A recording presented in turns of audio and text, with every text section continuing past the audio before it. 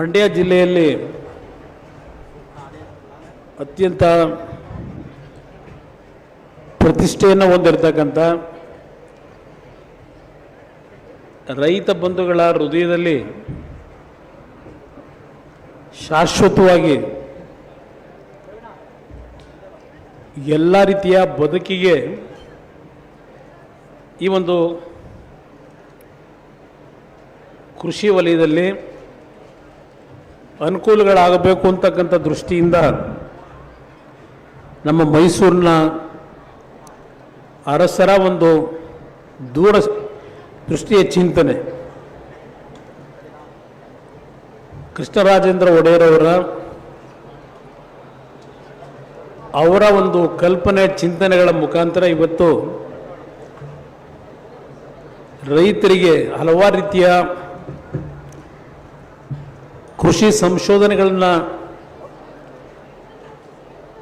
ಮಾಡ್ತಕ್ಕಂಥ ಒಂದು ಸಂಸ್ಥೆಯಲ್ಲಿ ಇತ್ತೀಚೆಗೆ ಈಗಿನ ಸರ್ಕಾರದಲ್ಲಿ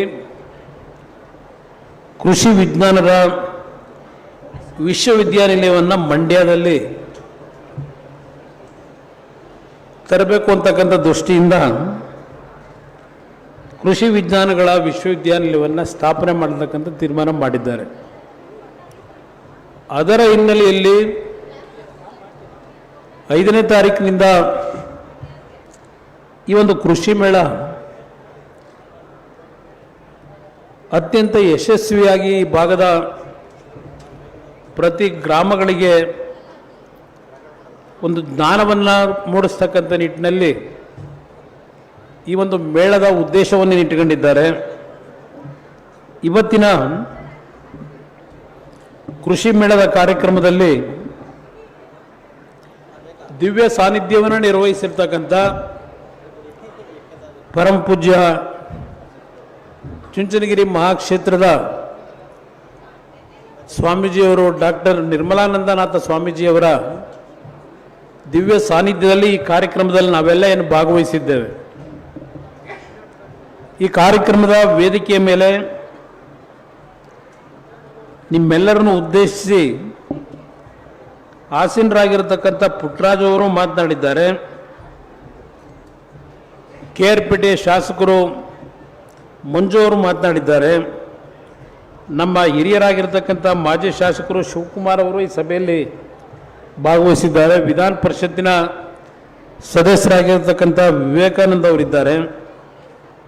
ಮತ್ತು ಈ ಕಾರ್ಯಕ್ರಮದ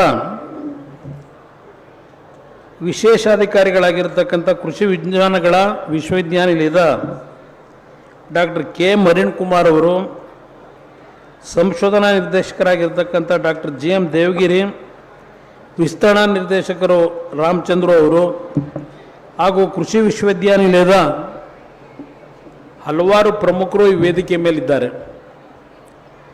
ಮತ್ತು ಈ ಕಾರ್ಯಕ್ರಮದಲ್ಲಿ ಮಂಡ್ಯ ಜಿಲ್ಲೆಯ ನಾನಾ ಭಾಗಗಳಿಂದ ಬಂದಿರತಕ್ಕಂಥ ನನ್ನ ಹಿರಿಯರು, ತಾಯಂದಿರು, ಯುವಕರು, ಶಾಲಾ ಮಕ್ಕಳು ಎಲ್ಲರೂ ಸಹ ನಿನ್ನೆಯಿಂದ ಈ ಕಾರ್ಯಕ್ರಮದಲ್ಲಿ ಭಾಗವಹಿಸ್ತಕ್ಕಂಥದ್ರ ಮುಖಾಂತರ ಕೃಷಿ ಪದ್ಧತಿಯ ತಿಳುವಳಿಕೆಗಳನ್ನು ತಮ್ಮ ಬದುಕಿನಲ್ಲಿ ಅಳವಡಿಸ್ಕೊಳ್ತಕ್ಕಂಥ ನಿಟ್ಟಿನಲ್ಲಿ ಸದ್ಬಳಕೆ ಮಾಡ್ಕೊಳ್ತಕ್ಕಂಥ ನಿಟ್ಟಿನಲ್ಲಿ ಈ ಒಂದು ಕೃಷಿ ಮೇಳ ಬಹುಶಃ ನಿಮ್ಮೆಲ್ಲರಿಗೆ ಒಂದು ಆಸಕ್ತಿಯನ್ನು ಮೂಡಿಸಿದೆ ಅಂತಕ್ಕಂಥದ್ದು ನನ್ನ ಅಭಿಪ್ರಾಯ. ಇವತ್ತಿನ ಸಮಾಜ ನಾವೆಲ್ಲರೂ ರೈತನ ಬದುಕಿನ ಬಗ್ಗೆ, ರೈತನ ಆರ್ಥಿಕ ಪರಿಸ್ಥಿತಿಯ ಬಗ್ಗೆ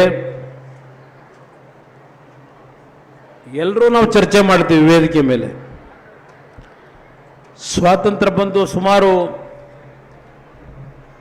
75 ವರ್ಷಗಳನ್ನು ನಾವೇನು ದಾಟಿದ್ದೇವೆ. ಈಗ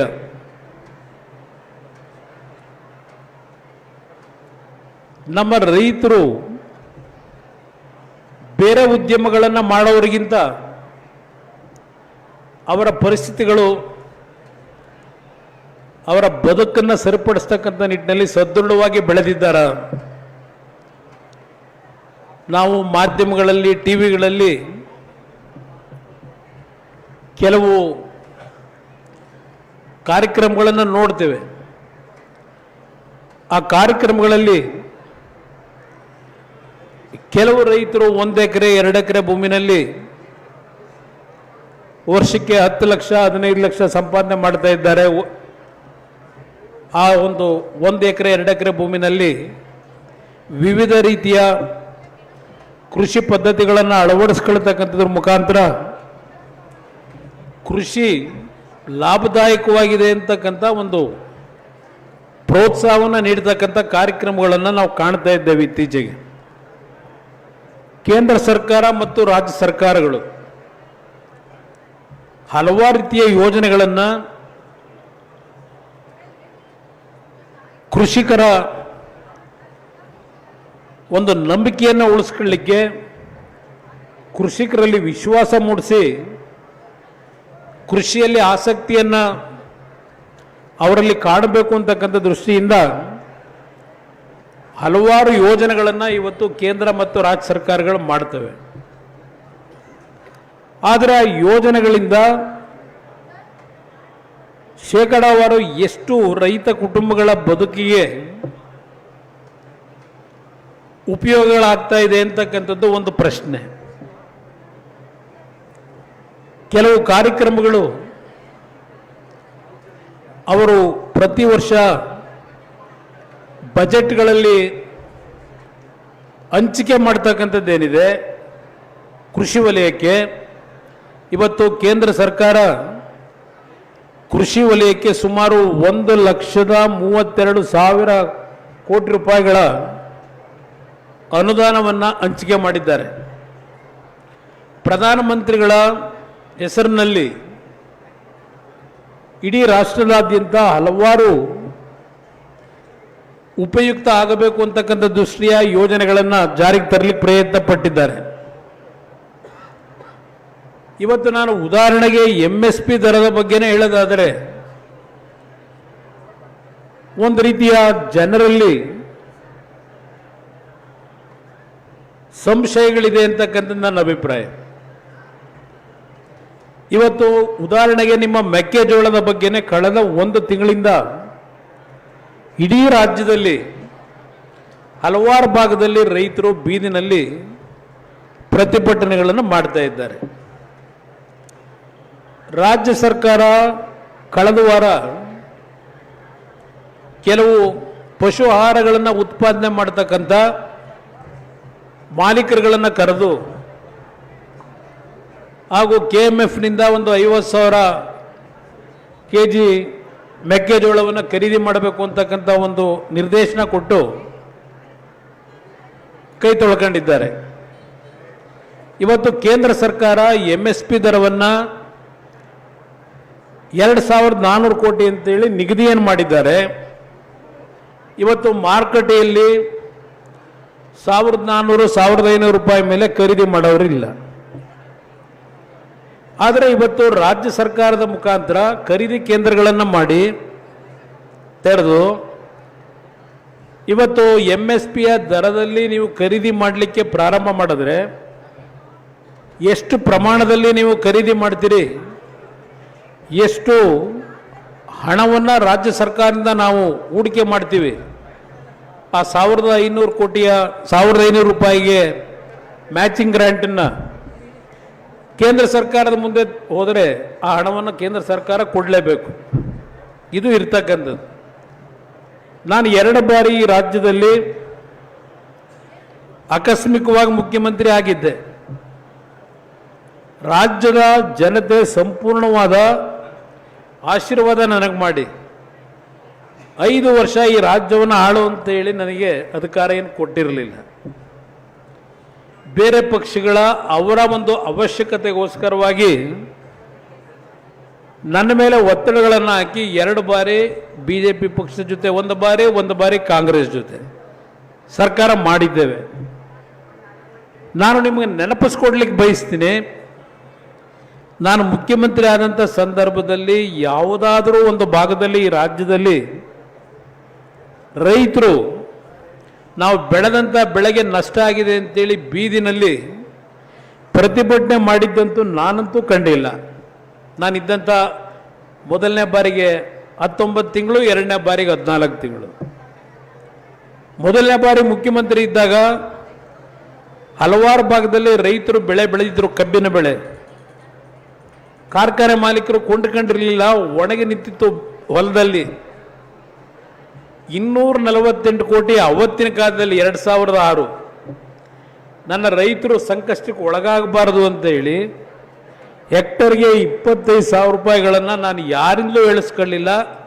ಹೊಲದಲ್ಲಿ ಒಣಗಿ ನಿಂತಂಥ ಕಬ್ಬನ್ನು ನೋಡಿ ತಕ್ಷಣ ಹಣ ಕೊಡ್ತಕ್ಕಂಥ ನಿರ್ಧಾರ ಮಾಡಿದೆ. ಯಾರು ನನ್ನ ಮುಂದೆ ಅರ್ಜಿ ಹಾಕಿರಲಿಲ್ಲ. ಹಲವಾರು ಸಂದರ್ಭದಲ್ಲಿ ಟೊಮೊಟೊ ಬೆಳೆದವರು, ಮಾವಿನ ಬೆಳೆ ಬೆಳೆದವರು, ಈರುಳ್ಳಿ ಬೆಳೆ ಬೆಳೆದವರು, ಇದು ಈ ಭಾಗ ಅಂತ ನಾನೇನು ದೊಡ್ಡ ವ್ಯಾಮೋಹ ತೋರಿಸ್ಲಿಲ್ಲ. ಉತ್ತರ ಕರ್ನಾಟಕದ ರೈತರ ಪರವಾಗೂ ಈರುಳ್ಳಿ ಬೆಲೆಯ ಒಂದು ಸಮಸ್ಯೆ ಆದಾಗ ತಕ್ಷಣ ಅಣ್ಣಗೆರೆ ಒಂದು ಗ್ರಾಮದಲ್ಲಿದ್ದೆ 2006-7. ಅಲ್ಲಿಂದಲೇ ನಮ್ಮ ಅಧಿಕಾರಿಗಳಿಗೆ ಸೂಚನೆ ಕೊಟ್ಟು 500 ರೂಪಾಯಿನ ಬೆಂಬಲ ಬೆಲೆ ಕ್ವಿಂಟಾಲಿ ಕೊಡಿ ಅಂತೇಳಿ ಘೋಷಣೆ ಮಾಡಿದೆ. ವ್ಯತ್ಯಾಸಗಳು ಏನಿದೆ ಸರ್ಕಾರ ನಡೆಸಬೇಕಾದ್ರೆ ಅನ್ನೋದನ್ನು ತಾವು ದಯವಿಟ್ಟು ನನಗೆ ವಿಶೇಷವಾಗಿ ಈ ಒಂದು ಲೋಕಸಭೆಯಲ್ಲಿ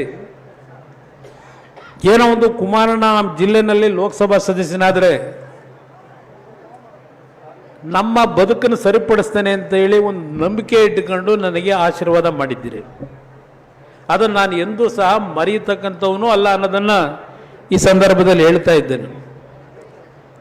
ಇವತ್ತು ಕೃಷಿ ಇಲಾಖೆಯ ನಮ್ಮ ವಿಜ್ಞಾನಿಗಳಿಗೆ ಮನವಿ ಮಾಡ್ತಕ್ಕಂಥದ್ದು, ನಮ್ಮ ರೈತರಿಗೆ ಒಂದು 100-200 ರೂಪಾಯಿನ ಉಪಕರಣಗಳನ್ನು ಕೊಡ್ತಕ್ಕಂಥದ್ದು ನಾವು ಸರ್ಕಾರದಲ್ಲಿ ಕಾಣ್ತೇವೆ. ಮೊನ್ನೆ ನಾನು ಒರಿಸ್ಸಾಗೆ ಹೋಗಿದ್ದೆ. ಪ್ರಧಾನಮಂತ್ರಿಗಳ ಕಾರ್ಯಕ್ರಮ ಅದು ವರ್ಷದಲ್ಲಿ 6,000 ರೂಪಾಯಿಗಳನ್ನು 2,000 ರೂಪಾಯಿನ ರೀತಿಯಲ್ಲಿ 3 ಕಂತುಗಳಲ್ಲಿ ನಮ್ಮ ರೈತರಿಗೆ, ಇಡೀ ದೇಶದಲ್ಲಿ 9 ಕೋಟಿ ರೈತರುಗಳಿಗೆ ಹಣ ಕೊಟ್ಟಿದ್ದಾರೆ 6,000 ರೂಪಾಯಿನಾಗಿ. ಆ ಕಾರ್ಯಕ್ರಮದಲ್ಲಿ ಭಾಗವಹಿಸಲಿಕ್ಕೆ ಒರಿಸ್ಸಾದ ಭುವನೇಶ್ವರಕ್ಕೆ ನಾನೇನು ಹೋಗಿದ್ದೆ. ಅಲ್ಲಿ ಒಂದು 100 ಹೆಣ್ಣು ಮಕ್ಕಳು ಕೂರಿಸಿದ್ರು. ಎಲ್ಲ ನಮ್ಮ ಟ್ರೈಬಲ್ನ ಒಂದು ಕಾಡಿನಲ್ಲಿ ಬದುಕ್ತಕ್ಕಂಥವ್ರು. ಅವರಿಗೆ ಒಂದು ಬ್ಯಾಗನ್ನು ಕೊಡ್ತಾರೆ. ಆ ಬ್ಯಾಗಲ್ಲಿ ಏನಿದೆ ಅಂತ ನೋಡಿದ್ರೆ ಒಂದು ಗ್ರಾಸ್ನ ಕೆರೆಯತಕ್ಕಂಥ ಒಂದು ಸಣ್ಣ ಉಪಕರಣ. ಆ ಥರ ಒಂದು 2-3 ಉಪಕರಣಗಳೇನಿದೆ ನಾನು ಅಬ್ಸರ್ವ್ ಮಾಡಿದ್ದು ಒಂದು 200-300 ರೂಪಾಯಿ ಆಗ್ಬೋದು. ಈಗ ನಾವು ಬರಬೇಕಾದ್ರೆ ನಮ್ಮ ವಿಜ್ಞಾನಿಗಳು ತೋರಿಸಿದ್ರು, ಇತ್ತೀಚೆಗೆ ಭತ್ತವನ್ನು ಬೆಳೀಲಿಕ್ಕೆ ಹಲವಾರು ರೀತಿಯ ಉಪಕರಣಗಳು ಬಂದಿದ್ದಾವೆ. ನಮ್ಮ ರೈತರು ಮೊದಲು ಮಾನವರನ್ನು ಕೂಲಿ ಕೆಲಸಕ್ಕೆ ಕರೆದಾಗ ಏನು ಹಣ ಖರ್ಚಾಗ್ತಾ ಇತ್ತು, ಅದರಲ್ಲಿ ಈಗಿನ ಒಂದು ಉಪಕರಣಗಳನ್ನು ನಮ್ಮ ರೈತರು ಉಪಯೋಗ ಮಾಡಿದ್ರೆ 50% ಹಣವನ್ನು ಉಳಿಕೆ ಮಾಡಬಹುದು. ಭತ್ತವನ್ನು ನಾಟಿ ಮಾಡಬೇಕಾದ್ರೆ ಹಲವಾರು ರೀತಿಯ ಉಪಕರಣಗಳು ಬಂದಿದ್ದಾವೆ. ಹಲವಾರು ರೀತಿಯ ತಳಿಗಳನ್ನು ಇವತ್ತು ಸಂಶೋಧನೆಯ ಮುಖಾಂತರ ಕಂಡುಹಿಡಿದಿದ್ದಾರೆ. ಆದರೆ ಆ ಸಂಶೋಧನೆ ನಮ್ಮ ರೈತನ ಮನೆಗೆ ಇವತ್ತು ಮುಟ್ಟಬೇಕು ಅಂತಕ್ಕಂಥದ್ದು ನನ್ನ ಅಭಿಪ್ರಾಯ. ಇಲ್ಲಿ VC ಫಾರಂನಲ್ಲಿ ನನ್ನ ಅಭಿಪ್ರಾಯದಲ್ಲಿ ನಾನು 2ನೇ ಬಾರಿ ಮುಖ್ಯಮಂತ್ರಿ ಆದಾಗ ಇಲ್ಲಿ ಒಂದು ದೊಡ್ಡ ಮಟ್ಟದ ಹಾಸ್ಟೆಲ್ ಕಟ್ಟಿ ಪ್ರತಿ 15 ದಿವಸಕ್ಕೆ ಒಂದು ಹಳ್ಳಿಯಿಂದ ನಮ್ಮ ರೈತ ಬಂಧುಗಳನ್ನು ಇಲ್ಲಿಗೆ ಕರೆದು 15 ದಿವಸ ಅವರಿಗೆ ಎಲ್ಲ ರೀತಿಯ ವ್ಯವಸ್ಥೆಗಳನ್ನು ಮಾಡಿ ಯಾವ ರೀತಿಯ ಒಂದು ಕೃಷಿಯನ್ನು ಈಗಿನ ಒಂದು ಪದ್ಧತಿಯಲ್ಲಿ ಮಾಡಬೇಕಾಗ್ತದೆ, ಅದರ ಲಾಭ ಏನಿದೆ, ಆ ಒಂದು ಜ್ಞಾನವನ್ನು ಕೊಡ್ತಕ್ಕಂಥ ಕೆಲಸವನ್ನು ಮಾಡಬೇಕು ಅಂತ ಹೇಳಿ ಇದೇ VC ಫಾರಂನಲ್ಲಿ ನಾನು ಮುಖ್ಯಮಂತ್ರಿ ಆದಾಗ ಪ್ರಯತ್ನ ಪಟ್ಟೆ. ಆದರೆ ನನಗಿದ್ದಂಥ ಕಡಿಮೆ ಅವಧಿ. ಒಂದು ನನ್ನ ರೈತ ಬಂಧುಗಳಲ್ಲಿ ಹೇಳ್ತಕ್ಕಂಥದ್ದು, ಸಣ್ಣ ಸಣ್ಣ ಕಾರ್ಯಕ್ರಮಗಳ ಬಗ್ಗೆ ನಾನು ಚರ್ಚೆ ಮಾಡೋಕ್ಕೂ ಹೋಗಲ್ಲ. ಇವತ್ತು ದೊಡ್ಡ ಗ್ಯಾರಂಟಿ ಸ್ಕೀಮ್ಗಳ ಬಗ್ಗೆನೇ ನಾವು ಚರ್ಚೆ ಮಾಡ್ತೀವಿ, ದೊಡ್ಡ ಒಂದು ಸಾಧನೆ ಮಾಡಿದ್ದೇವೆ ಅಂತ ಹೇಳಿ. ನನ್ನಲ್ಲಿ ಇರ್ತಕ್ಕಂಥದ್ದು ಎಜುಕೇಷನ್ದು ಮತ್ತು ಹೆಲ್ತಿಂದ ಬಿಟ್ಟುಬಿಡಿ, ಶಿಕ್ಷಣ ಮತ್ತು ಆರೋಗ್ಯಕ್ಕೆ ಆಮೇಲೆ ಇಲ್ಲಿ ಮಾತಾಡೋಕ್ಕೆ ಹೋಗಲ್ಲ. ನನಗೆ ಇದ್ದಂಥ ಒಂದು ವಿಷನ್ನು ನಮ್ಮ ರಾಜ್ಯದಲ್ಲಿ ಏನೋ ಒಂದು 5,600 ಗ್ರಾಮ ಪಂಚಾಯಿತಿಗಳಿದ್ದಾವೆ. ಈ 5,000 ಗ್ರಾಮ ಪಂಚಾಯಿತಿಯಲ್ಲಿ ಸುಮಾರು 25,000 ಕೋಟಿ ರೂಪಾಯಿಗಳ ವೆಚ್ಚದಲ್ಲಿ ಪ್ರತಿ ಗ್ರಾಮ ಪಂಚಾಯಿತಿಯ ಕೇಂದ್ರದಲ್ಲಿ ರೈತನ ಒಂದು ಶಕ್ತಿಯನ್ನು ತುಂಬಲಿಕ್ಕೆ, ಆರ್ಥಿಕವಾಗಿ ಬೆಳೀತಕ್ಕಂಥ ಬೆಳೆಗೆ ರಕ್ಷಣೆ ಕೊಡಲಿಕ್ಕೆ ಗೋಡನ್ಗಳು, ಕೋಲ್ಡ್ ಸ್ಟೋರೇಜ್ಗಳು ಮತ್ತು ರೈತನಿಗೆ ಆ ವರ್ಷ ಎಷ್ಟು ಪ್ರಮಾಣದ ಮಳೆ ಬರ್ಬೋದು, ಎಷ್ಟು ಪ್ರಮಾಣದಲ್ಲಿ ನಮ್ಮ ಜಲಾಶಯಗಳಲ್ಲಿ ನೀರು ತುಂಬಬಹುದು, ನೀವು ಬೆಳೆದಂಥ ಬೆಳೆ ಮಾರ್ಕೆಟ್ನಲ್ಲಿ ಬೆಲೆ ಕಡಿಮೆ ಇದ್ದರೆ ನಿಮ್ಮ ಪಂಚಾಯಿತಿ ಹೆಡ್ ಕ್ವಾರ್ಟರ್ಸ್ನಲ್ಲಿ ನಾವು ಕಟ್ತಕ್ಕಂಥ ಆ ಒಂದು ಗೋಡನ್ಗಳು, ಕೋಲ್ಡ್ ಸ್ಟೋರೇಜ್ನಲ್ಲಿ ತರಕಾರಿ ಬೆಳೆಗಳಿದ್ದರೆ ಕೋಲ್ಡ್ ಸ್ಟೋರೇಜ್ನಲ್ಲಿ ಇಟ್ಕೊಳ್ತಕ್ಕಂಥದ್ದು, ನಮ್ಮ ದ್ವಿದಳ ಧಾನ್ಯಗಳಿದ್ದರೆ ಗೋಡನ್ಗಳಲ್ಲಿ ಇಟ್ಕೊಳ್ತಕ್ಕಂಥದ್ದಕ್ಕೆ ಪ್ರತಿ ಗ್ರಾಮ ಪಂಚಾಯಿತಿನಲ್ಲಿ 5,600 ಪಂಚಾಯಿತಿನಲ್ಲೂ ಒಂದು ಈ ಕಾರ್ಯಕ್ರಮವನ್ನು ಕೊಟ್ಟು ನಿಮಗೆ ಮಾರಾಟ ಮಾಡಲಿಕ್ಕೆ, ಯಾಕೆಂದರೆ ಬಡ್ಡಿಗೆ ಸಾಲ ತಂದುಬಿಟ್ಟಿರ್ತೀರಿ ನೀವು ಬೆಳೆ ಬೆಳೀಲಿಕ್ಕೆ, ಆ ಬಡ್ಡಿ ಕೊಟ್ಟನಿಗೆ ನೀವು ಕೊನೆಗೆ ವಿಧಿ ಇಲ್ಲದೆ ನೀವು ಬೆಳೆದಂಥ ಬೆಳೆನ ಅವನು ಕೇಳಿದ ರೇಟಿಗೆ ಕೊಡಬೇಕು. ಆ ರೀತಿ ಆಗಬಾರ್ದು ಅಂತ ಹೇಳಿ ನೀವು ಏನು ಬೆಳೆಯನ್ನು ಬೆಳೆದಿರ್ತಕ್ಕಂಥ ಪ್ರಮಾಣಕ್ಕೆ 75% ಅಡ್ವಾನ್ಸು ನಮ್ಮ ಸರ್ಕಾರದಿಂದಲೇ ಆ ಬೆಳೆದಂಥ ರೈತನಿಗೆ ಮೊದಲೇ ಕೊಡಬೇಕು ನಾವು. ಅವನು ಬೆಲೆ ಬಂದಾಗ ಮಾರ್ಕೆಟಲ್ಲಿ ಏನು ಮಾರಾಟ ಮಾಡ್ತಾನೆ, ಆ 75% ಏನು ಕೊಟ್ಟಿರ್ತೀವಿ ಅದನ್ನು ಸರ್ಕಾರಕ್ಕೆ ಕಟ್ಟಿದ್ರಾಯ್ತು. ಈ ಮಧ್ಯವರ್ತಿಗಳ ಹಾವಳಿ ತಪ್ಪುತ್ತದೆ. ನೀವು ಯಾವುದೇ MSPಯ ಒಂದು ದರದಲ್ಲಿ ಖರೀದಿ ಕೇಂದ್ರಗಳಿದೆಯಲ್ಲ, ನಿಮಗೆಲ್ಲ ಅನುಭವ ಇರ್ತದೆ ರೈತರುಗಳಿಗೆ. ಆ ಖರೀದಿ ಕೇಂದ್ರಕ್ಕೆ ನಮ್ಮ ರೈತರು ನೇರವಾಗಿ ಬೆಳೆದಂಥ ಬೆಳೆ ತಗೊಂಡೋಗೋದಕ್ಕಿಂತ ಮಧ್ಯವರ್ತಿ ಯಾರೋ ನಿಮ್ಮ ಹತ್ರ ಬಡ್ಡಿ ಕೊಟ್ಟು ನಿಮ್ಮನ್ನು ಕಷ್ಟಕ್ಕೆ ಸಿಕ್ಕಿಸಿರ್ತಾನಲ್ಲ, ಅವನ ಒತ್ತಡಕ್ಕೆ ಅವನಿಗೆ ಕೊಟ್ಟುಬಿಡ್ತೀರಿ, ಅವನು ಹೋಗಿ ಮಾರಾಟ ಮಾಡಿ ಅವನು ದುಡ್ಡು ತಗೋತಾನೆ. ಬಹುಶಃ ಇರ್ತಕ್ಕಂಥದ್ದು ಇದು ವಾತಾವರಣ. ಆಮೇಲೆ ಸರ್ಕಾರದಲ್ಲಿ ಈ ಒಂದು ಹವಾಗುಣದ ಎಫೆಕ್ಟ್ನಲ್ಲಿ ಎಂಥದ್ದು ನೀವು ಖರೀದಿ ಮಾಡಬೇಕಾದ್ರೆ ನೀವು ಬೆಳಿತೀರಿ. ಈಗ ನಮ್ಮ ಮೆಕ್ಕೆಜೋಳನ 5 ಕ್ವಿಂಟಾಲ್ ಒಬ್ಬ ರೈತನ ಹತ್ರ ನೀವು ಕೊಂಡ್ಕೊಳ್ಳೋದಾದರೆ ಇನ್ನು ಬೆಳೆ ಬೆಳೆದಿರ್ತಕ್ಕಂಥ ಬೆಳೆನ ಅವನು ಎಲ್ಲಿಗೆ ತಗೊಂಡೋಗಿ ಕೊಡಬೇಕು ರೈತ? ಇವೆಲ್ಲ ಚರ್ಚೆ ಮಾಡೋಕ್ಕೆ ಹೋದರೆ ಹಲವಾರು ಗಂಟೆಗಳ ಕಾಲ ಚರ್ಚೆ ಮಾಡ್ಬೋದು. ನನ್ನ ಕಾರ್ಯಕ್ರಮವನ್ನು ಯಾಕೆ ನಿಮ್ಗೆ ಹೇಳ್ತಾ ಇದ್ದೇನೆ, ಮುಂದಿನ ದಿನಗಳಲ್ಲಿ ನೀವೆಲ್ಲ ಬುದ್ಧಿವಂತರಾಗಿ ಎಂತೆಂಥದೋ ಸರ್ಕಾರಗಳನ್ನ ನೋಡಿದಿರಿ, ನಂಬಿಕೆಯಿಂದ ಓಟ್ ಹಾಕಿದಿರಿ. ನನಗೆ ನಂಬಿಕೆಯಿಂದ ಓಟು ಕೆಲವು ಭಾಗದಲ್ಲಿ ಮಂಡ್ಯ ಜಿಲ್ಲೆ ಅಂತ ಜಿಲ್ಲೆಗಳಲ್ಲಿ ಒಂದು 25 ಸೀಟು 30 ಸೀಟು ಗೆಲ್ಸಿ ಕಳಿಸಿದ್ರಿ. 120-130 ಸೀಟ್ ನನಗೆ ಕೊಡಲಿಲ್ಲ.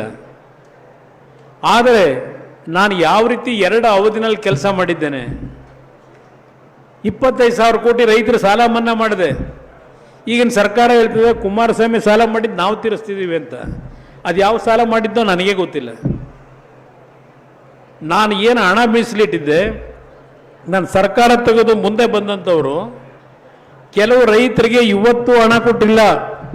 ಆ ರೈತರು ಕೆಲವು ಅರ್ಜಿ ಹಿಡ್ಕೊಂಬರ್ತಾರೆ ನನ್ನ ಹತ್ರ. ಇದು ಇರ್ತಕ್ಕಂಥ ವಾಸ್ತವಾಂಶ. ಅದರಿಂದ ನಾನು ಈ ಕೃಷಿ ಮೇಳದಲ್ಲಿ ನಮ್ಮ ಅಧಿಕಾರಿಗಳಿಗೆ ಹೇಳ್ತಕ್ಕಂಥದ್ದು, 1 ದಿನದ 2 ದಿನದ ಕೃಷಿ ಮೇಳಕ್ಕೆ ಸೀಮಿತವಾಗಿದೆ.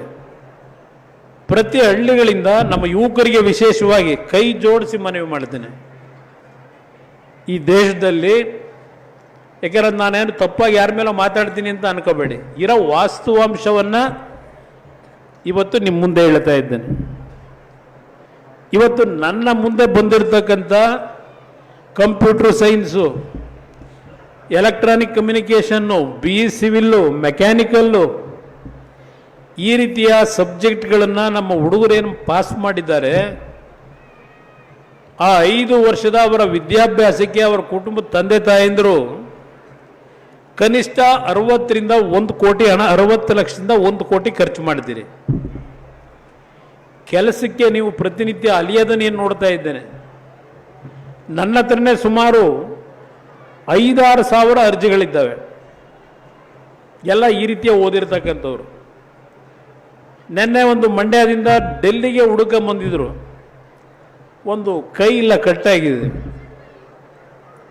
ನಾನು ಬಯೋಕಾನ್ ಅವ್ರಿಗೆ ಫೋನ್ ಮಾಡಿದ್ದೆ. ಎಜುಕೇಷನ್ ಮಾಡಿರ್ತಕ್ಕಂಥವ್ರಿಗೆ ನಮ್ಮಲ್ಲಿ ಕೆಲಸ ಇಲ್ಲ. ಆ ಹೆಣ್ಣುಮಗಳು MSc ಬಯೋಟೆಕ್ನಾಲಜಿ ಮಾಡ್ಕೊಂಡಿದ್ದಾಳೆ. ಅವ್ರ ತಂದೆ ಪಾಪ ಕೈ ಇಲ್ಲದೆ ಇರೋರು. ಇನ್ನೊಬ್ಬ ಮಗನಿಗೆ ನಾನೇ ಕೆಲಸ ಕೊಡಿಸಿದ್ದೆ, ಬಾಸ್ ಕಂಪ್ನಿನಲ್ಲಿ 5 ವರ್ಷ ಕೆಲಸ ಮಾಡಿದ್ದಾನೆ, ಈಗ ತೆಗೆದವರೆ, ITI ಮಾಡಿದ್ದ. ಇಂಥ ಕುಟುಂಬಕ್ಕೆ ಬಂದಾಗ ನಾವು ಏನು ಉತ್ತರ ಕೊಡೋದು? ಕೊನೆಗೆ ಅದು ಏನೋ ಆ ಕುಟುಂಬದ ಅದೃಷ್ಟ. ರೇವಣ್ಣ ಅವರು ಅಲ್ಲೇ ಇದ್ದರು ನೆನ್ನೆ ಡೆಲ್ಲಿನಲ್ಲಿ. ಕೊನೆಗೆ ಅದು ಏನು ಅವನಿಗೆ ಕನಕರ ಬಂತೋ ಗೊತ್ತಿಲ್ಲ. ಏನು ನಿನ್ನ ಮಗಳು ಓದಿರೋದು ಅಂತ ಕೇಳಿ ಹಾಸನದಲ್ಲಿ 25,000 ರೂಪಾಯಿಗೆ ಹೆಣ್ಮಗಳಿಗೆ ಕೆಲಸ ಕೊಡ್ತೀನಿ, ಬೆಳಗ್ಗೆ ಕಳಿಸು ಅಂತ ಹೇಳ್ದ. ಆ ಕುಟುಂಬದ ಏನೋ ಒಂದು ಅದೃಷ್ಟ. ಈ ರೀತಿಯ ವಾತಾವರಣ ಇದೆ. ನಂತರ ನಾನು ಇನ್ನೊಂದು ನಿಮ್ಮ ಗಮನಕ್ಕೆ ತರ್ತೇನೆ. ನಿಮ್ಮಲ್ಲಿ ಆಸೆ ಇರೋದು ಕುಮಾರಣ್ಣ ಎಂಥದ್ದು major irrigation minister, major heavy industry minister ಏನು ಮಾಡಿದ್ರು ಎಂಥದ್ದು ಬೇಕಾದ್ರೂ ತರ್ಬೋದು ಇಲ್ಲಿಗೆ ಅನ್ನೋದು ನಿಮ್ಮೆಲ್ಲರ ಭಾವನೆ ಇದೆ. ಆದರೆ ನಮ್ಮ ಇಲಾಖೆ ಏನಿದೆ, ನಾವು ಅಲ್ಲಿಂದ ತರೋಕ್ಕಾಗಲ್ಲ. ರಾಜ್ಯ ಸರ್ಕಾರಗಳು ಕೋಆಪರೇಷನ್ ಕೊಡಬೇಕು. ಈಗ ನಾನು ಕಳೆದ 1.5 ವರ್ಷದಿಂದ ಜಾಗ ಹುಡುಕಿ ಅಂತ ಹೇಳ್ತಾ ಇದ್ದೀನಿ. ನಮ್ಮ ಜಿಲ್ಲಾಧಿಕಾರಿಗಳು ಇಲ್ಲೇ ಇದ್ದಾರೆ, ಪಾಪ ಅವರು ಭಾಳ ಪ್ರಯತ್ನ ಪಡ್ತಾ ಇದ್ದಾರೆ. ಇತ್ತೀಚೆಗೆ ಯಾವುದೋ ಒಂದು ಇಶ್ಯೂನಲ್ಲಿ ಪರಮಪೂಜ್ಯ ಸ್ವಾಮೀಜಿಯವ್ರಿಗೆ ಹೇಳ್ತಾ ಇದ್ದೆ, ಯಾವುದೋ ಒಂದು ತೀರ್ಮಾನ ನನ್ನ ಇಲಾಖೆಯಿಂದ ಮಾಡಿದ್ದೀನಿ. ಆ ಕಂಡೀಷನ್ ಮೇಲೆ ಇವತ್ತೇನು ಕೆಲವು ಪರ್ಮಿಷನ್ ಕೊಡ್ತಾ ಇದ್ದೀನಿ. ಅಟ್ಲೀಸ್ಟ್ ಒಂದು ಕಾರ್ಖಾನೆ ಆದರೂ ಇಲ್ಲಿಗೆ ತರೋದಕ್ಕೆ ಮಂಡ್ಯ ಜಿಲ್ಲೆಗೆ ಒಂದು ಪ್ರಯತ್ನ ಪಡ್ತಕ್ಕಂಥದ್ದಕ್ಕೆ ಒಂದು ಸ್ವಲ್ಪ ಮುಂದುವರೆದಿದ್ದೀನಿ. ಒಂದು ರಾತ್ರಿದೆಲ್ಲ ಮಾಡೋಕ್ಕಾಗಲ್ಲ. ಭದ್ರಾವತಿಯ ಸ್ಟೀಲ್ ಪ್ಲ್ಯಾಂಟ್ ಬಗ್ಗೆ ಹಲವಾರು ಬಾರಿ ಹೇಳಿದ್ದೇನೆ. ಹಲವಾರು ಸಮಸ್ಯೆಗಳಿದ್ದರೂ ಆ ಕಾರ್ಖಾನೆನೂ ಇವತ್ತು ಪ್ರಾರಂಭ ಮಾಡ್ತಕ್ಕಂಥದ್ದಕ್ಕೆ ಎಲ್ಲ ರೀತಿಯ ಸಹಕಾರ ಕೊಡ್ತಕ್ಕಂಥದ್ದಕ್ಕೆ ಪ್ರಧಾನಮಂತ್ರಿಗಳಿಗೆ ಮನವಿ ಮಾಡಿದ್ದೇನೆ. ಅದರಿಂದ ನನ್ನ ಮೇಲೆ ಅನುಮಾನ ಪಡಬೇಡಿ. ನಾನು ಎಲ್ಲೇ ಇದ್ದರೂ ನನ್ನ ಹೃದಯದಲ್ಲಿ ಮೊದಲನೇ ಸ್ಥಾನ ಕೊಟ್ಟಿರೋದು ಈ ಜಿಲ್ಲೆ ಜನಕ್ಕೆ ಅನ್ನೋದನ್ನು ಮರಿಬೇಡಿ. ಮೊನ್ನೆ ದಿನ ನಮ್ಮ ಹೆಣ್ಣು ಮಕ್ಕಳು ಅಂಗನವಾಡಿ ಆಶಾ ಕಾರ್ಯಕರ್ತರು ರಸ್ತೆನಲ್ಲಿ ಮಲಗಿದ್ರು, ಸಣ್ಣ ಮಕ್ಕಳನ್ನೆಲ್ಲ ಎತ್ಕೊಂಡು ಬಂದು ಮಲಗಿದ್ರು. ನಮ್ಮ ಜಿಲ್ಲಾಧಿಕಾರಿಗಳು ಒಂದು 10 ಫೋನ್ ಮಾಡಿರ್ಬೋದು ನನಗೆ, ಇಲ್ಲ ಈ ಥರ ಆಗ್ಬಿಟ್ಟಿದೆ, ದಯವಿಟ್ಟು ನೀವೇ ಬಂದು ಅವ್ರಿಗೆ ಸಮಜಾಯಿಸಿ ಹೇಳಬೇಕಾಗುತ್ತೆ ಅಂತ. ನನಗಲ್ಲಿ ಪಾರ್ಲಿಮೆಂಟ್ನಲ್ಲಿ ಅಲ್ಲಿರಬೇಕು. ಕೊನೆಗೆ ಫೋನ್ ಕೊಡಿ ಅಂತ ಹೇಳಿದೆ. ರಾತ್ರಿ 9 ಗಂಟೆಗೆ ಫೋನ್ ಕೊಟ್ಟರು.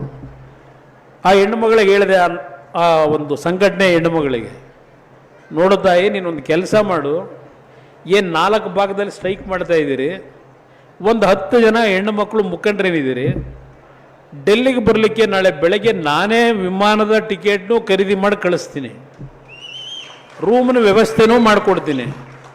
ಅನ್ಯಾಯವಾಗಿ ಆ ಮಕ್ಕಳು ಹೆಣ್ಣುಮಕ್ಕಳು ರಸ್ತೆಯಲ್ಲಿ ರಾತ್ರಿ ಆ ಚಳಿ ಒಳಗೆ ಮಲಗದ ಬೇಡವ, ನನಗೊಂದು ಗೌರವ ಕೊಡಮ್ಮ ಅಂತ ಕೇಳಿದೆ. ಅದರ ಮೇಲೆ ಮಾರನೇ ದಿವಸ ಅವರೊಂದು 10 ಜನ ಡೆಲ್ಲಿಗೆ ಬಂದರು. 2 ಮಂತ್ರಿಗಳನ್ನು ನಾನೇ ಭೇಟಿ ಮಾಡಿಸಿ ನಾನೇ ಕರ್ಕೊಂಡು ಹೋದೆ ಅವರನ್ನು. ಅವರ ಸಮಸ್ಯೆಗಳಿಗೆಲ್ಲ ಪರಿಹಾರ ಈ ಬಜೆಟ್ನಲ್ಲಿ ಫುಲ್ ಕೊಡ್ತಾರೆ ಅಂತ ಹೇಳಲ್ಲ, ಒಂದು ಪರ್ಸೆಂಟೇಜು ಕೊಡ್ತಕ್ಕಂಥದ್ದಕ್ಕೆ ಒಪ್ಪಿಗೆ ಕೊಟ್ಟಿದ್ದಾರೆ ಕೇಂದ್ರ ಸರ್ಕಾರದಲ್ಲಿ. ಈಗ ನಾನು ಆ ಕೆಲಸ ಮಾಡಿದೆ ಅಂತ ಹೇಳಿ ಇಲ್ಲಿ ಮಂಡ್ಯ ಹೆಣ್ಣು ಮಕ್ಕಳನ್ನ ಕನಿಕರಪಟ್ಟು ಕರೆಸ್ಕೊಂಡ ಕುಮಾರಣ್ಣ, ನಮಗೆ ರಾಮನಗರ ಜಿಲ್ಲೆಯಲ್ಲಿ ಒಂದು STRR ವರ್ಕ್ ಇದೆ. STRR ವರ್ಕಿಗೆ ನಿಲ್ಲಿಸ್ಬಿಟ್ಟವ್ರ ಕೆಲಸನ. ಅವರು ಏನಾದರೂ ಮಾಡಿ ನಮಗೆ ಕೆಲಸ ಪ್ರಾರಂಭ ಮಾಡಿಸಿ ದುಡ್ಡು ಕೊಡಿಸಿ ಅಂತ ಆ ಭೂಮಿಗೆ. ನಾನು ಹಲವಾರು ರೀತಿ ಪ್ರಯತ್ನ ಪಟ್ಟಿದ್ದೇನೆ, ಡಾಕ್ಟರ್ ಮಂಜುನಾಥ್ ಅವರು ಪ್ರಯತ್ನ ಪಟ್ಟಿದ್ದಾರೆ. ಆದರೆ ಅಲ್ಲಿ ಕೆಲವು ಟೆಕ್ನಿಕಲ್ ಪ್ರಾಬ್ಲಮ್ಮಿಂದ ಪ್ರಧಾನಮಂತ್ರಿಗಳ ಕಚೇರಿಯಲ್ಲಿ ಅದು ಉಳಿದಿದೆ. ಅವ್ರನ್ನ ಕನ್ವಿನ್ಸ್ ಮಾಡಿ ಕೊಡಿಸ್ಬೇಕು. ಇಲ್ಲಿ ನಾನು ನೆನ್ನೆ ಹೆಣ್ಮಕ್ಳನ್ನ ಕರೆಸಿದ್ದೆ ಅಂತ ಹೇಳಿ ನೋಡಿ, ಮಂಡ್ಯ ಜಿಲ್ಲೆಯವರಾಗಿದ್ದಕ್ಕೆ ಕುಮಾರಣ್ಣ ಅವರು ಅಷ್ಟೊಂದು ಮುತುವರ್ಜಿ ವಹಿಸಿ ಆ ಹೆಣ್ಣು ಮಕ್ಕಳಿಗೆ ಏರ್ ಟಿಕೆಟ್ ಎಲ್ಲ ಕೊಡಿಸಿ ವಾಸಕಲ್ಲಿಗೆ ಕರ್ನಾಟಕ ಭವನಿಗೆ ಕೇಳಿ, ಎಲ್ಲ ವ್ಯವಸ್ಥೆ ಮಾಡ್ತಾರೆ ಮಂಡ್ಯದವ್ರಿಗೆ. ನಮ್ಮನ್ನು ನೋಡಿ ಕೈ ಬಿಟ್ಟುಬಿಟ್ರು, ನಾವು 50 ಬಾರಿ ಹೋದ್ರು ಅಂತೇಳಿ ಒಂದು ಸೋಷಿಯಲ್ ಮೀಡಿಯಾದಲ್ಲಿ ಹಾಕೊಂಡವ್ರೆ.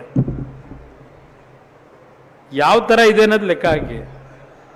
ನಾನೇನು ಅವ್ರಿಗೆ ಮಾಡಬಾರ್ದು, ಅವ್ರ ಕೆಲಸಕ್ಕೆ ಅನುಕೂಲ ಮಾಡಬೇಕು ಮಾಡಬಾರ್ದು ಅಂತಕ್ಕಂಥದ್ದೇನಿಲ್ಲ. ಸ್ವಲ್ಪ ಟೆಕ್ನಿಕಲ್ ಪ್ರಾಬ್ಲಮಿಂದ ಆಗಿಲ್ಲ, ಹೇಳಿದ್ದೀನಿ ಅವರಿಗೆ, ಮಾಡಿಕೊಡೋರಿಗೆ ಸಮಾಧಾನವಾಗಿರಿ, ಇದು ಇರ್ತಕ್ಕಂಥದ್ದು. ಆಮೇಲೆ ಇನ್ನೊಂದು, ನಾನು ಪ್ರಮುಖವಾಗಿ ಪರಮ ಪೂಜ್ಯರಲ್ಲಿ ಕ್ಷಮೆ ಕೋರ್ತಾ, ಪರಮ ಪೂಜ್ಯರಲ್ಲಿ ಇತ್ತೀಚಿನ ಒಂದು ರಾಜಕಾರಣ ನಡೀತಿರೋದು ನೋಡ್ತಾ ಇದ್ದೀರಿ. ಪ್ರಥಮ ಬಾರಿಗೆ ನಮ್ಮ ಪರಮ ಪೂಜ್ಯರು ಹೇಳಿದಾಗ ಇನ್ನೊಂದು ಮಠದವರು ಕಾಮೆಂಟ್ಸ್ ಮಾಡಿದ್ರು. ನಮ್ಮ ಸ್ವಾಮೀಜಿಯವರು ಬಹುಶಃ ದೇಶದ ಇತಿಹಾಸದಲ್ಲಿ ಅವರಷ್ಟು ಶಿಕ್ಷಣದಲ್ಲಿ ವಿದ್ಯಾವಂತರು ಮತ್ತೊಬ್ಬ ಸ್ವಾಮೀಜಿಗಳಿಲ್ಲ. ಅವರಲ್ಲಿ ಒಂದು ಒಳ್ಳೆಯ ವಿಚಾರಗಳನ್ನು ಜಾರಿಗೆ ತರತಕ್ಕಂಥ ನಿಟ್ಟಿನಲ್ಲಿ ಅವರದೇ ಆದಂಥ ಒಂದು ವಿಷನ್ಗಳನ್ನು ಇಟ್ಕೊಂಡಿದ್ದಾರೆ, ಕಲ್ಪನೆಗಳನ್ನು. ನಾನು ಅವರಿಗೆ ಅಗೌರವ ಆಗಬಾರದು ಅಂತಕ್ಕಂಥ ದೃಷ್ಟಿಯಿಂದ ನಾವು ಅವ್ರನ್ನ ಬಳಕೆ ಮಾಡ್ಕೋಬಾರ್ದು ಅನ್ನೋ ಒಂದು ದೃಷ್ಟಿಗೋಸ್ಕರ ಹೇಳಿದ್ದ ಹೊರತು ಬೇರೆ ರೀತಿಯಲ್ಲಿ ಅವರಿಗೆ ನಾನು ಅಗೌರವ ಸಲ್ಲಿಸಬೇಕು ಅಂತ ಎಂದೂ ಹೇಳಿಲ್ಲ. ಇನ್ನು ದೊಡ್ಡ ಸ್ವಾಮೀಜಿಯವ್ರಿಗೂ ನಮಗೂ ಸಂಬಂಧ ಪಾಪ ಗೊತ್ತಿಲ್ಲ ಕೆಲವರಿಗೆ. ದೊಡ್ಡ ಸ್ವಾಮೀಜಿಯವರು ಎಂದೂ ಸಹ ರಾಜಕೀಯಕ್ಕೆ ಅವರು ಪ್ರವೇಶ ಮಾಡಿರಲಿಲ್ಲ. ಅವರು ಪ್ರವೇಶ ಮಾಡಿದ್ದು ಈ ಸಮಾಜಕ್ಕೆ ಏನು ಅನ್ಯಾಯ ಆಯಿತು ಜ್ಞಾಪಿಸ್ಕೊಡ್ತೀನಿ. ದಿವಂಗತ ರಾಮಕೃಷ್ಣ ಹೆಗಡೆ ಮುಖ್ಯಮಂತ್ರಿಗಳು ಅವತ್ತು ವೆಂಕಟಸ್ವಾಮಿ ಆಯೋಗದ ವರದಿ, ಮಂಡ್ಯ ಜಿಲ್ಲೆನಲ್ಲೇ ರಸ್ತೆಗಳಲ್ಲಿ ಏನೇನು ಬರೆದಿದ್ರಿ, ಎಷ್ಟೆಷ್ಟು ಪ್ರತಿಭಟನೆ ಮಾಡಿದ್ರಿ, ಬಹುಶಃ ಹಿರಿಯರು ನಮ್ಮ ತಂದೆ ಕಾಲದವ್ರು ಇದ್ರೆ ಅವ್ರಿಗೆ ಗೊತ್ತಾಗ್ತದೆ. ಹಿರಿಯರಿಗೆ, ನಮ್ಮ ಈಗಿನ ಯುವಕರಿಗೆ ಗೊತ್ತಿಲ್ಲ. ಆಗ ಗುತ್ತಲಗೌಡರು ಅಂತೇಳಿ ವಕೀಲರ ಸಂಘದಲ್ಲಿ ಒಬ್ಬರು ಸೆಕ್ರೆಟರಿ ಇದ್ದರು. ಅವರು ಬಂದು ದೊಡ್ಡವ್ರ ಹತ್ರ, ದೇವೇಗೌಡರ ಹತ್ರ, ಇಲ್ಲ ನಮ್ಮ ಸಮಾಜಕ್ಕೆ ಇವತ್ತು ಅನ್ಯಾಯ ಆಗಿದೆ ಈ ಮೀಸಲಾತಿಯಿಂದ, ಯಾರು ಧ್ವನಿ ಎತ್ತಿಲ್ಲ, ದಯವಿಟ್ಟು ಇದ್ರ ಬಗ್ಗೆ ಏನಾದರೂ ನೀವು ತೀರ್ಮಾನ ತಗೋಬೇಕು ಅಂದರು. ಅವತ್ತು ದೇವೇಗೌಡರು ಪರಮ ಪೂಜ್ಯ ಸ್ವಾಮೀಜಿಯವರಿಗೆ, ದೊಡ್ಡವರಿಗೆ, ದಯವಿಟ್ಟು ನಮ್ಮ ಸಮಾಜದ ಮಕ್ಕಳ ರಕ್ಷಣೆಗೆ, ನಮ್ಮ ಸಮಾಜದ ಉಳಿವಿಗೆ ನೀವು ಲೀಡ್ ತಗೊಂಡು ಈ ಸಮಾಜ ಉಳಿಸಬೇಕು ಅಂತೇಳಿ ಪರಮ ಪೂಜ್ಯ ಸ್ವಾಮೀಜಿಯವರಿಗೆ ಮನವಿ ಮಾಡಿದ್ದಕ್ಕೆ ಅವತ್ತು ಪರಮ ಪೂಜ್ಯರ ನೇತೃತ್ವದಲ್ಲಿ ಕಬ್ಬನ್ ಪಾರ್ಕಲ್ಲಿ ಲಕ್ಷಾಂತರ ಜನ ಸೇರಿ ಒಂದು ಪ್ರತಿಭಟನೆ ಮಾಡಿದ್ದು. ಪರಮ ಪೂಜ್ಯ ಸ್ವಾಮೀಜಿಯವರು ಹೃದಯದಲ್ಲಿರ್ಬೋದು ದೇವೇಗೌಡರು ಒಂದು ಬಾರಿ ಮುಖ್ಯಮಂತ್ರಿ ಆಗಬೇಕು ಅಂತೇಳಿ, ಅದನ್ನು ನಾನು ಇಲ್ಲ ಅಂತ ಹೇಳಲ್ಲ. ಅಷ್ಟು ಗೌರವ ಅವ್ರ ಬಗ್ಗೆ ಪ್ರೀತಿ ಇತ್ತು, ನನ್ನ ಬಗ್ಗೆನೂ ಜಾಸ್ತಿ ಪ್ರೀತಿ ಇತ್ತು ದೊಡ್ಡವರಿಗೆ. ಆದರೆ ಕೆಲವು ಸನ್ನಿವೇಶಗಳಲ್ಲಿ ಈ ಥರ ಒಂದು ರೀತಿಯ ಅನುಮಾನಕ್ಕೆ ಎಡೆ ಮಾಡ್ಕೊಳ್ಳೋದೇನಿದೆ, ಅವ್ರ ಸ್ವಾಮೀಜಿಯವರು ಅವತ್ತು ಈ ಸಮಾಜ ಉಳಿಸ್ಲಿಕ್ಕೆ ಬೀದಿಗೆ ಬಂದರು. ಬೇರೆ ಸಮಾಜಗಳು ನಮ್ಮ ಸ್ವಾಮೀಜಿಯವ್ರ ಬಗ್ಗೆ ಅಗೌರವವಾಗಿ ನಡ್ಕೊಳ್ತಕ್ಕಂಥದ್ದಕ್ಕೆ ಅವಕಾಶ ನಮ್ಮ ಸ್ವಾಮೀಜಿಯವರು ಎಂದೂ ಕೊಟ್ಟಿಲ್ಲ. ಬೇರೆ ಸಮಾಜದ ಒಂದು ಕುಟುಂಬಗಳಿಗೆ, ಬೇರೆ ಸಮಾಜದಲ್ಲಿ ಸ್ವಾಮೀಜಿಗಳು ಇಲ್ಲೇ ಇರತಕ್ಕಂಥ ಸಮಾಜಗಳಲ್ಲಿ ಪರಮ ಪೂಜ್ಯ ಸ್ವಾಮೀಜಿಯವರೇ ಅವರಿಗೆ ಟ್ರೈನಿಂಗ್ ಕೊಡಿಸಿ ಹಲವಾರು ಸಮಾಜಗಳ ಮಠಾಧೀಶರನ್ನ ಸೃಷ್ಟಿ ಮಾಡಿದರೆ ಅದು ಬಾಲಗಂಗಾಧರನಾಥ ಸ್ವಾಮೀಜಿಗಳು ಅಂತಕ್ಕಂಥ ನಾವು ಯಾರೂ ಮರೀಲಿಕ್ಕೆ ಆಗೋದಿಲ್ಲ. ಅದರಿಂದ ಯಾರೂ ನೀವು ಅನ್ಯತಾ ಭಾವಿಸಬೇಡಿ. ನಮ್ಮ ನಿಷ್ಠೆ ಏನು ಅನ್ನೋದು ನಮ್ಮ ಹೃದಯದಲ್ಲಿದೆ, ನಾವೇನು ಹೊರಗಡೆ ತೋರಿಸ್ಕೋಬೇಕಾಗಿಲ್ಲ. ಪರಮ ಪೂಜ್ಯರಿಗೆ ಏನಾದರೂ ನನ್ನಿಂದ ಅಪಚಾರ ಆಗಿದೆ ಅಂತ ಇದ್ರೆ ಈಗಲೂ ಸಾರ್ವಜನಿಕವಾಗಿ ನಾನು ಸಮಯ ಕೋರ್ಬಿಡ್ತೀನಿ ನಮ್ಮ ಸ್ವಾಮೀಜಿಯವ್ರನ್ನ. ಎಲ್ರಿಗೂ ಒಳ್ಳೆಯದಾಗಲಿ. ನಮಸ್ಕಾರ.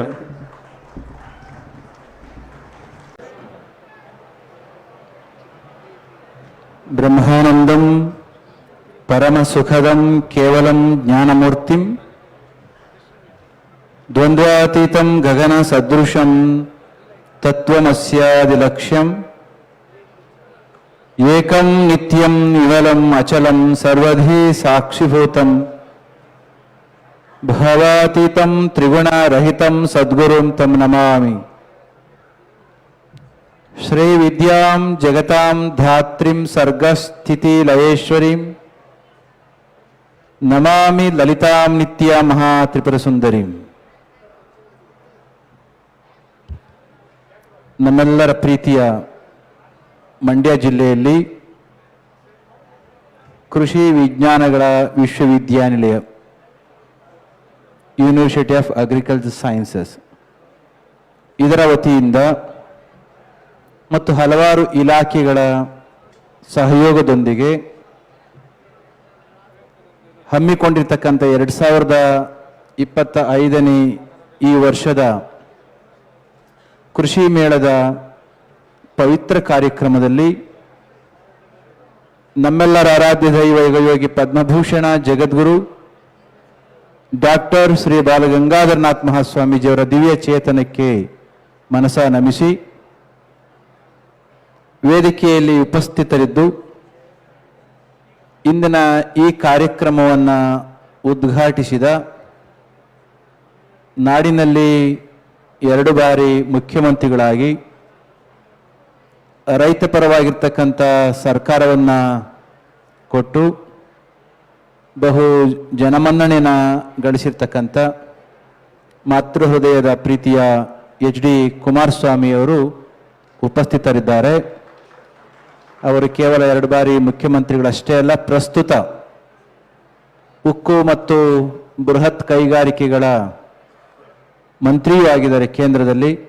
ಅವರ ಉಪಸ್ಥಿತಿಯನ್ನು ಮತ್ತೊಮ್ಮೆ ಗೌರವಿಸಿ ಮಂಜು ಅವರಿದ್ದಾರೆ, ನಮ್ಮ CS ಪುಟ್ಟರಾಜು ಅವರು ವೇದಿಕೆಯಲ್ಲಿ ಯತಿಗಳು ಕೂಡ ಇದ್ದಾರೆ.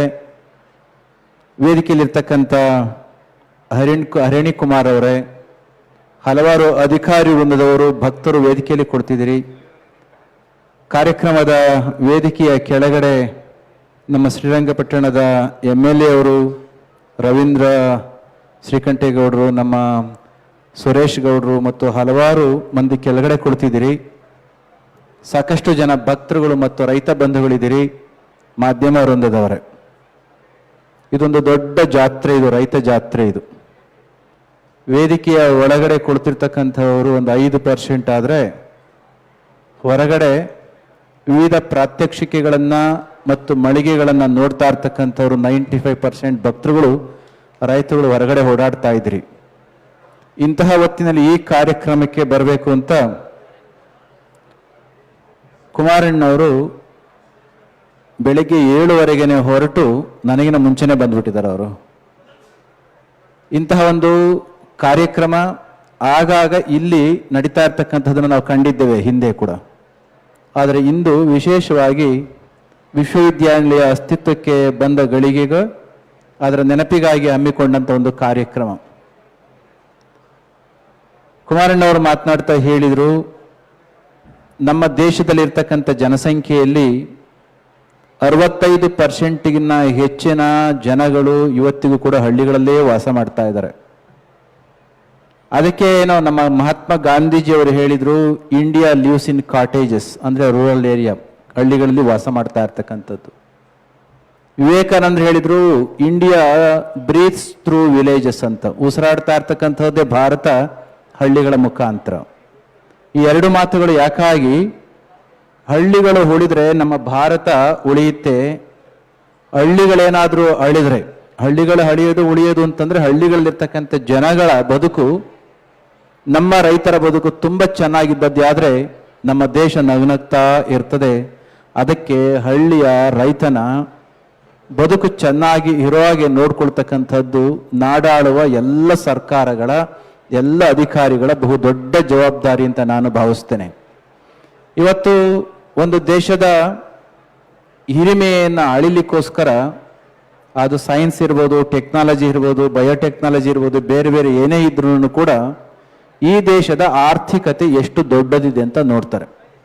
ಇವತ್ತಿಗೂ ಕೂಡ ಹಳ್ಳಿಗಳಲ್ಲಿ ಎಷ್ಟು ಶ್ರೀಮಂತ ಅಂತ ನೋಡೋ ಹಾಗೆ ಜಾಗತಿಕ ಮಟ್ಟದಲ್ಲಿ ದೇಶಗಳನ್ನು ಅಳಿಬೇಕು ಅಂತಂದ್ರೆ ಎಲ್ಲವನ್ನು ಕೂಡ ಕೂಡಿಟ್ಟು ಕೊನೆಗೆ ಈ ದೇಶದ ಆರ್ಥಿಕ ಸೈಜ್ ಆಫ್ ಇಕಾನಮಿ ಎಷ್ಟಿದೆ, ಯಾವುದೋ ಒಂದು ಸ್ಥಾನದಲ್ಲಿದ್ದಂತಹ ನಮ್ಮ ದೇಶದ ಇಕಾನಮಿ ಈಗ 4ನೇ ಪ್ಲೇಸಿಗೆ ಬಂದಿರತಕ್ಕಂಥ ಈ ಗಳಿಗೆಯಲ್ಲಿ ಸುಮಾರು $4.25 ಟ್ರಿಲಿಯನ್ ಅಷ್ಟು ಸೈಜ್ ಆಫ್ ಎಕಾನಮಿ ಉಳ್ಳಂತ ನಮ್ಮ ದೇಶದಲ್ಲಿ ಒಂದು 3-4 ಭಾಗಗಳನ್ನು ಮಾಡಿದರೆ to the total contribution of the economy ಒಂದು 3 ಭಾಗಗಳನ್ನ ಮಾಡ್ಕೊಳ್ಳಿ. ಒಂದು ಸರ್ವಿಸ್ ಸೆಕ್ಟರ್, ಸೇವಾ ವಲಯ. ಇನ್ನೊಂದು ಕುಮಾರಣ್ಣವರು ನಿರ್ವಹಿಸ್ತಾ ಇರ್ತಕ್ಕಂಥ ಮ್ಯಾನುಫ್ಯಾಕ್ಚರಿಂಗ್ ಸೆಕ್ಟರ್, ಬಹುದೊಡ್ಡ ವಲಯ ಅದು. ಮತ್ತು ಇನ್ನೊಂದು ಅಗ್ರಿಕಲ್ಚರ್ ವಲಯ. ಈ ಅಗ್ರಿಕಲ್ಚರ್ ಅಂದಾಗ ತೋಟಗಾರಿಕೆ ಅದು ಇದು ಎಲ್ಲವೂ ಕೂಡ ಅಲ್ಲಿಗೆ ಬಂದು ಬೀಳುತ್ತೆ.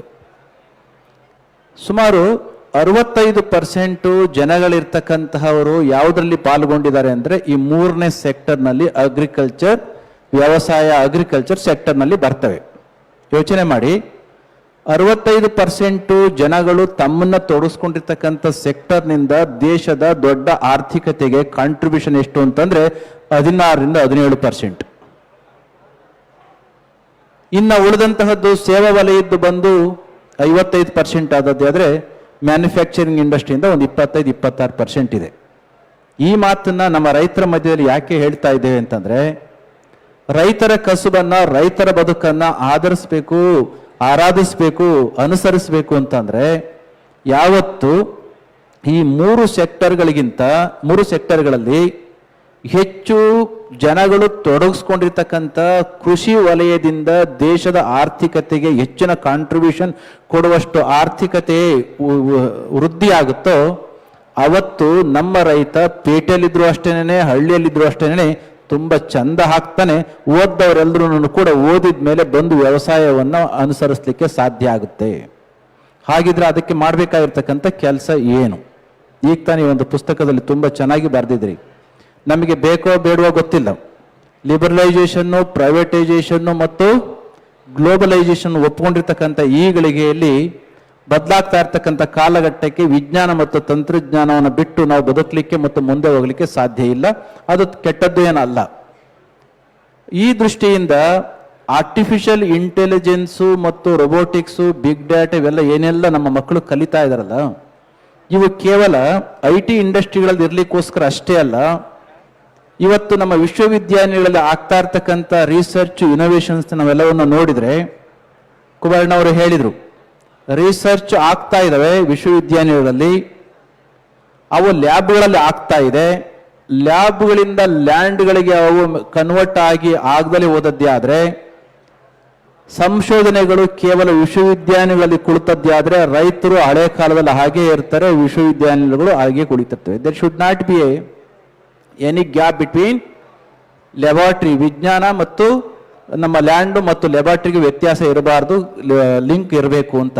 ಆ ಒಂದು ಕೆಲಸವನ್ನು ಮಾಡಲಿಕ್ಕೆ ಇಂತಹ ಕೃಷಿ ಮೇಳಗಳ ಮುಖಾಂತರ ನಮ್ಮ ರೈತರುಗಳನ್ನ ಕರೆಸಿ ಮಾಡಿರ್ತಕ್ಕಂಥ ಪ್ರಾತ್ಯಕ್ಷಿಗಳನ್ನು ತೋರಿಸೋದ್ರ ಜೊತೆಯಲ್ಲಿ ನಮ್ಮ ರೈತರು ತಮ್ಮ ಪ್ರಾಡಕ್ಟ್ಸ್ಗಳ ಬೆಲೆಯನ್ನು, ವ್ಯಾಲ್ಯೂ ಅಡಿಷನ್ ಯಾವ ರೀತಿ ಮಾಡ್ಕೊಳ್ಬೇಕು ಅಂತಕ್ಕಂಥ ಜ್ಞಾನವನ್ನು ಕೂಡ ಕೊಡ್ತಕ್ಕಂಥ ಕೆಲಸ ಆಯಿತು ಅಂತಂದರೆ ಆಗ ಓದಿರ್ತಕ್ಕಂಥವರು ಕೂಡ ಬಂದು ಹಳ್ಳಿಗಳಲ್ಲಿ ಇದ್ದು ಕೆಲಸವನ್ನು ಮಾಡಲಿಕ್ಕೆ ಸಾಧ್ಯ ಆಗುತ್ತೆ.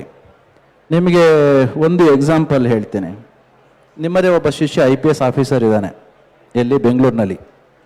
ತುಂಬ ಬಡವಿಯಾಗಿರ್ತಕ್ಕಂಥ ತಾಯಿ ಅವನು IPS ಆಫೀಸರ್ ಮಾಡಿದ್ಲು. ಆತನಿಗೆ ಒಂದು 1,75,80,000 ರೂಪಾಯಿ ಅಥವಾ 2 ಲಕ್ಷ ರೂಪಾಯಿ ಸಂಬಳ ಬರ್ತಾ ಇದೆ. ಆ ತಾಯಿ ತನ್ನ ಮನೆಯಲ್ಲಿ ಬಂದಂತಹ 20 ಎಕರೆ ಜಮೀನು ಇಟ್ಕೊಂಡು ವರ್ಷಕ್ಕೆ ಸ್ವತಃ ನಿಂತ್ಕೊಂಡು ಮಕ್ಕಳನ್ನ ಕುರಿದಲೇನೆ ಒಂದು 5-6 ಜನ ಆಳುಗಳನ್ನ ಇಟ್ಕೊಂಡು ವರ್ಷಕ್ಕೆ 1.5 ಕೋಟಿ ವ್ಯವಸಾಯದ ಮುಖಾಂತರ ಲಾಭವನ್ನು ಮಾಡ್ತಾಳೆ. ಈತ IPS ಆಫೀಸರ್ ಆಗಿ ಬೆಂಗಳೂರಿನಲ್ಲಿ ಒಳ್ಳೆ ಸೇವೆಯನ್ನು ಮಾಡ್ತಾ ಇದ್ದಾನೆ. ಈತನ ಪೂರ್ಣ ಗುಡ್ಡ ಹಾಕಿದ್ರು ಕೂಡ 2 ಲಕ್ಷ ಅಂದ್ರೆ 24 ಲಕ್ಷ ರೂಪಾಯಿ ಬಂತು. ಎಲ್ಲ ಖರ್ಚುಗಳನ್ನ ಕಳೆದ್ರೆ ಕೊನೆಗೆ ಉಳಿಯೋದು ಏನೂ ಉಳಿಯೋದಿಲ್ಲ. ಆಗಾಗ ಅವ ಏನಾದರೂ ಮನೆಗೆ ಬೇಜಾರು ಮಾಡ್ಕೊಂಡು ಕೆಲಸದ ಒತ್ತಡದಿಂದ ಏನಾದರೂ ಹಳ್ಳಿಗೆ ಹೋದಾಗ ಅವ್ರ ಅಮ್ಮ ಕೇಳ್ತಾಳೆ, ಯಾಕೆಂದ್ರೆ ಮಠದ ಭಕ್ತರೇ ಆಗಿರೋದು ನನಗೆ ಗೊತ್ತಿದೆ, ಅವ್ರ ಹೆಸರು ಹೇಳೋದಿಲ್ಲ, ಆಫೀಸರ್ ಆಗಿರೋದ್ರಿಂದ. ಅವ್ರ ಅಮ್ಮ ಕೇಳ್ತಾಳೆ, ಯಾಕೋ ಮಕ್ಕಳಿಗೆ ಫೀಸ್ ಕಟ್ಟಲಿಕ್ಕೆ ಏನೋ ದುಡ್ಡಿಗೆ ಸಮಸ್ಯೆ ಆಗಿದೆಯಾ, ನೋಡಿ ಒಳಗಡೆ ಇರಬೇಕು, ತೆಗೆದುಕೊಂಡು ಹೋಗಿ ಫೀಸ್ ಕಟ್ಟು ಅಂತ ಹೇಳೋ ಮಟ್ಟಕ್ಕೆ ಹಳ್ಳಿಯ ತಾಯಿ ಮಗನಿಗೆ ಹೇಳ್ತಾಳೆ ಅಂತಂದ್ರೆ, ನಮ್ಮ ವ್ಯವಸಾಯವನ್ನು ಮಾಡೋ ರೀತಿಯಲ್ಲಿ ಸರಿಯಾದ ರೀತಿಯಲ್ಲಿ ಮಾಡಿದ್ಯಾದ್ರೆ, ಆಧುನಿಕವಾಗಿರ್ತಕ್ಕಂಥ ಕೃಷಿಯನ್ನು ಅನುಸರಿಸಿದ್ಯಾದ್ರೆ, ನಮ್ಮ ಕೃಷಿ ಉತ್ಪನ್ನಗಳನ್ನ ಸೆಕೆಂಡರಿ ಅಗ್ರಿಕಲ್ಚರ್ ಅಂತ ಏನು ಕರಿತೀವಲ್ಲ, ಗೊತ್ತಲ್ಲ ಸೆಕೆಂಡರಿ ಅಗ್ರಿಕಲ್ಚರ್ ಅಂತಂದ್ರೆ, ಒಂದು ಉತ್ಪನ್ನವನ್ನು ಮಾಡಲಿಕ್ಕೆ 5-6 ತಿಂಗಳು 7-8 ತಿಂಗಳು ನಾವು ಕಷ್ಟ ಬೀಳ್ತೇವೆ.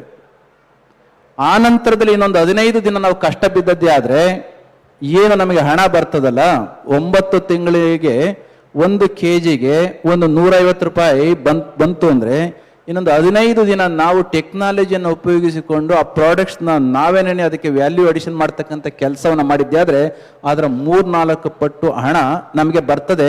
ಆದರೆ ದುರಾದೃಷ್ಟ ನಮಗೆ ಕಷ್ಟ ಬಿದ್ದು ದುಡಿಯೋದು ಗೊತ್ತು ಅಷ್ಟೇ ಹೊರತು, ಹಾರ್ಡ್ ವರ್ಕ್ ಅಷ್ಟೇ ಗೊತ್ತೇ ಹೊರತು ಸಾಫ್ಟ್ ಸ್ಕಿಲ್ಸ್ ನಮಗೆ ಗೊತ್ತಿಲ್ಲ. ಅದನ್ನ ನೀವು ಹೇಳಿದ್ರಿ. ಸಾಫ್ಟ್ ಸ್ಕಿಲ್ಸ್ ಅಂತ ಅವ್ರು ಏನು ಹೇಳಿದ್ರಲ್ಲ ಕುಮಾರಣ್ಣವರು, ಈ ಸಾಫ್ಟ್ ಸ್ಕಿಲ್ಸ್ಗಳನ್ನು ನಮ್ಮ ಮಕ್ಕಳಿಗೆ ಆ ಹಾರ್ಡ್ ಸ್ಕಿಲ್ಗಳು ಜೊತೆಯಲ್ಲಿ ನಾವು ಕಲಿಸಿಕೊಟ್ಟದ್ದೇ ಆದರೆ ಆಗ ನಮ್ಮ ರೈತರ ಬದುಕು ಖಂಡಿತ ಇಂಪ್ರೂವ್ ಆಗುತ್ತೆ.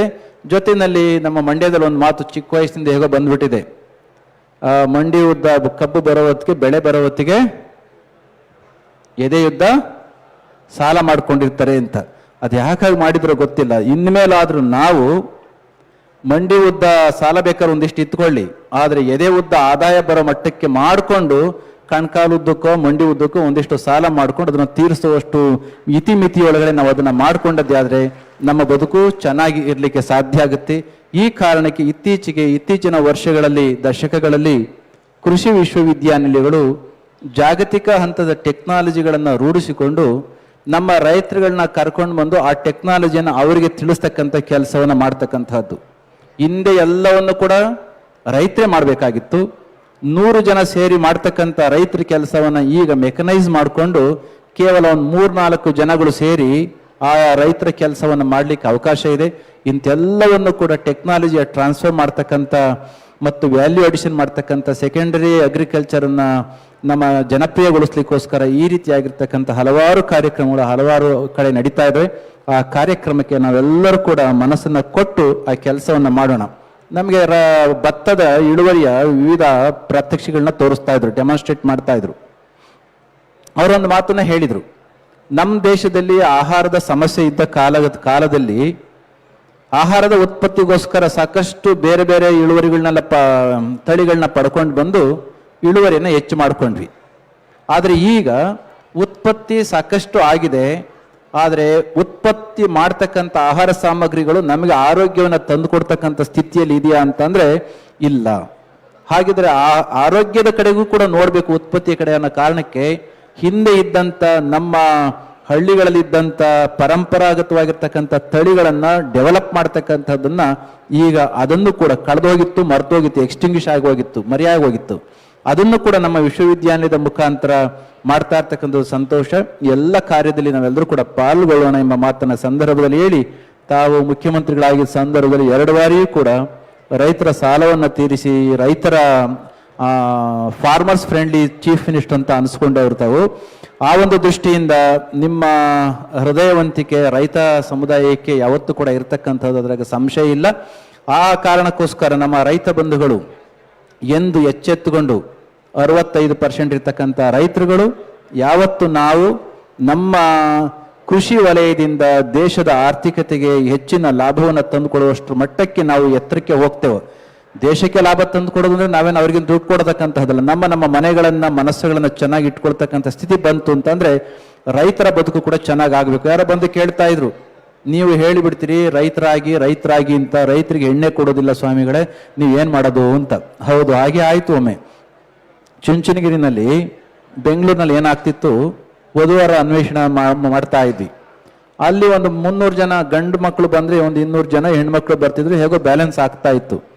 ಚುಂಚನಗಿರಿಲಿ ದೊಡ್ಡದಾಗಿ ಮಾಡೋಣ ಅಂತ ಹೋಗಿ ಅದು 1-2 ವರ್ಷಗಳ ಹಿಂದೆ ದೊಡ್ಡ ಇಶ್ಯೂ ಆಯಿತು.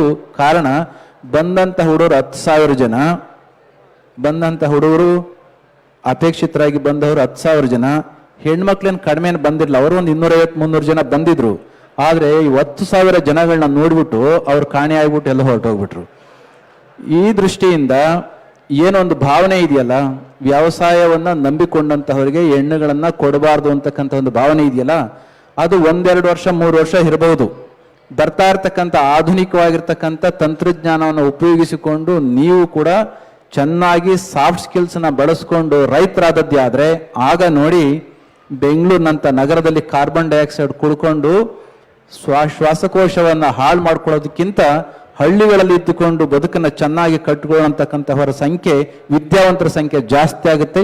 ಅದು ಆಗಬೇಕು ಅಂದರೆ ವಿಶ್ವವಿದ್ಯಾನಿಲಯಗಳು ಈ ತೆರನಾಗಿರ್ತಕ್ಕಂಥ ಕಾರ್ಯಕ್ರಮಗಳನ್ನು ಮಾಡಿ ನಮ್ಮ ರೈತರನ್ನು ಕೂಡ ಸಾಫ್ಟ್ವೇರ್ ಇಂಡಸ್ಟ್ರಿಯ ವ್ಯಕ್ತಿಗಳ ರೀತಿಯಲ್ಲಿ ಹೊಲಗಳಲ್ಲಿ ಇದ್ದು ಕೈಯಲ್ಲಿ ಕಾಲಲ್ಲಿ ಮಣ್ಣನ್ನು ಮಾಡಿಕೊಂಡು ಕೂಡ ಬದುಕನ್ನು ಚೆನ್ನಾಗಿರುವ ರೀತಿಯಲ್ಲಿ ಬದುಕನ್ನು ಕಟ್ಟಿಕೊಟ್ಟದ್ದಾದ್ರೆ ಆಗ ಈ ಅಸಮಾನತೆ ಮತ್ತು ಕೆಲವು ವೈರುಧ್ಯಗಳು ಕಡಿಮೆ ಆಗ್ತವೆ ಅಥವಾ ಮರೆ ಆಗ್ತವೆ ಎಂಬ ಮಾತನ್ನ ಈ ಸಂದರ್ಭದಲ್ಲಿ ಹೇಳ್ತಾ ಇವತ್ತು ಈ ಕಾರ್ಯಕ್ರಮಕ್ಕೆ ಬಂದದಕ್ಕೆ ತುಂಬಾ ಸಂತೋಷ ಆಗಿದೆ.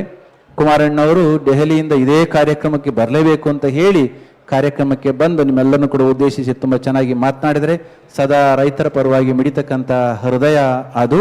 ಹಲವಾರು ವಿಚಾರಗಳನ್ನು ಇಲ್ಲಿ ಅವರು ಪ್ರಸ್ತಾಪ ಮಾಡಿದರೆ ಆ ವಿಚಾರಗಳನ್ನು ತಾವೆಲ್ಲರೂ ಕೂಡ ಮನನ ಮಾಡ್ತಾ ಕಾಲಭೈರವೇಶ್ವರ ಸ್ವಾಮಿಯ ಕೃಪೆಗೆ ಪೂರ್ಣ ಕೃಪೆಗೆ ಪಾತ್ರ ಆಗಬೇಕು ಅಂತ ಕೇಳ್ಕೊಳ್ತಾ ನನ್ನ ಮಾತು ಮುಗಿಸ್ತೇನೆ. ಜೈ ಶ್ರೀ ಗುರುದೇವ್.